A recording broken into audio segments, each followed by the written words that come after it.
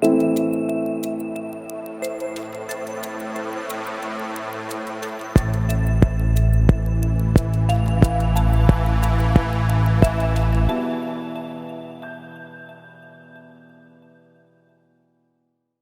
morning, Kathleen. How are you? Good morning. I'm fantastic. How are you? We just rolled into sunny Burlington this morning, and it's a little bit loud. We are doing a live output today, all day. We're at the Buzz Conference, and it is their final piece of the trilogy for Blue 35. And for any of our audience that's been following, they've put on a series of events this year attracting up-and-coming, hard-working realtors, colleagues of ours that are really trying hard to make it in the business and try to learn in this very trying time in the business. How are you feeling this morning? I know you're one of the main speakers this morning. What are you going to be sharing? Where are you at? How are you? Yeah, first of all, I'm fantastic, and I'm so happy to be here. I mean, I think Virginia Mundine's outdone herself again in bringing together, the best in the industry to support the industry together. And I know, Simeon, both you and I believe very passionately about collaboration over competition, and I think that's where it's at right now. There's a lot of value in the room for everyone, and I think it is a trying time, but it's a time where there's back to the basics, and there's a lot of leadership to support the people who want to take action to be strong during this market. Do you believe what do you believe is the biggest opportunity in a market that's experiencing volatility and kind of has a negative shadow from the media? Well, we rise in difficulty. There always is the greatest opportunity amongst tension, amongst difficulty, or as I say, in a storm. So I think the greatest opportunity right now is paying attention. Tension creates focus. So if we leverage this time, this difficulty to actually become more efficient, make sure we've got the right tools in our toolbox, we know how to use them, right? We've sharpened the axe and the knife and whatnot. Maybe not a knife, but you know what I mean. And we're ready to go, that we really know how to be of service and educate clients. Because the truth is, if we're frozen in fear right now, we're not motivating anybody to take action. But if we're being strategic and we're looking at the opportunities in the market, we're going to be the first people on the ground to create more confidence for buyers and sellers to navigate their opportunities right now. You can't create what you're not. Right? If we're hiding and sheltering in cover now for different reasons and cutting all costs and not investing in our clients and our business, we are going to attract the very same thing to us, and we're going to be really stuck. And what do you believe is the biggest opportunity? Meaning, we're talking about mindset, about rising up during a difficult time where you might not even know what to do, but you got to do something. What do you think that something is? So taking it from tactical to practical. Yeah. Give me 2-3 different activities that can be implemented by anyone to rise above and show leadership inside this environment. Yeah, absolutely. And that's exactly what we're going to be talking about today. I'm the keynote here today, and I'm excited for that. And the number one pillar that people skip over so often is a vision. You need to have an anchor. And in a storm, you need an anchor 10 times more. So if everything's dark around you, can you close your eyes and live in a world of where you're going that is vivid, that does have hope, that you have those capabilities? I mean, if you think about this market now, it's a gift. It's showing us the weaknesses in our businesses, the weaknesses in ourselves. Imagine if we knew those weaknesses 4 years ago and we had a more efficient business because we did something about them then.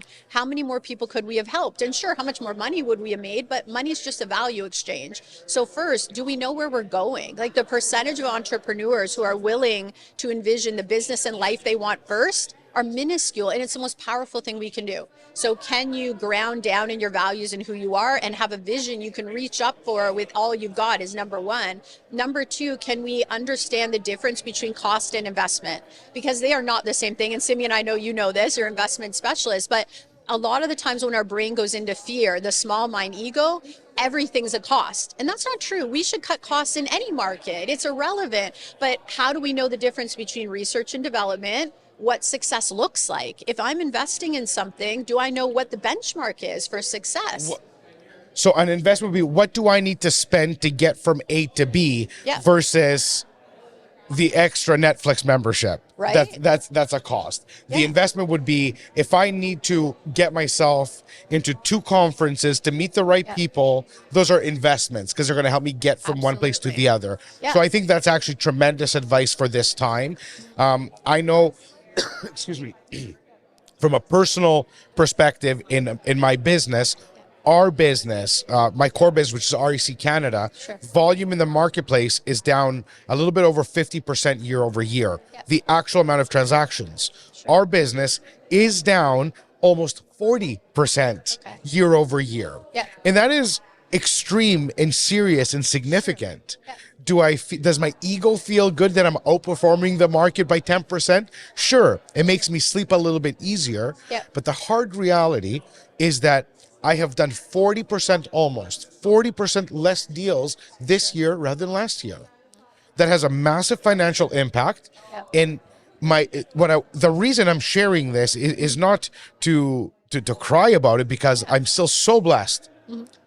But it's to say that doing all the right things is still many times going to result in an unfavorable result. I have never worked so hard. I'm working 3 times harder to make 60% of what I made. Sure. So that's a hard reality. Yep. Now, adapting that reality, embracing that reality, where I can say, where did I leave relationships on the table? Not money on the table. Yep. What did I not do where I could have exposed my value and my service and my what I do to more people? Absolutely. That's where we're investing. We're investing in building bigger community, more community, and just dumping more value up front. Do you feel that that is an effect? And again, you being the coach that you are and me running a team, would you say that this is the approach? Do you like that approach that we're taking? Yeah, you actually fed right into the third thing after we're doing cost of investment. It's looking at the investment and then taking every single thing we noted as investment and taking a full sheet of paper and writing every single way we could make it exponentially more efficient, more powerful, more organized, so we can double down on what works. And hey, the truth in this market is, Simeon, some people have reserves, some people have savings, some people don't. Correct. They're going to have to cut investments. That's a reality. So they're going to have to look at what is strongest that I can double down. And for a lot of people, it is 100% relationships.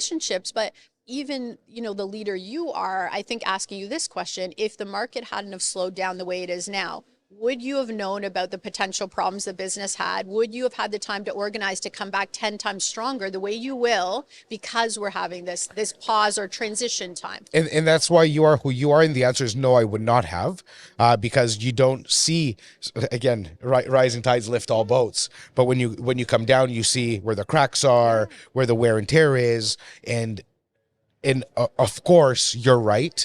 Not for you being right, but because this is exactly when all the weakness is exposed, all the feelings, all the fears, the things that we dodged when we shouldn't have, all the things show now. And I think that's very, very strong insight.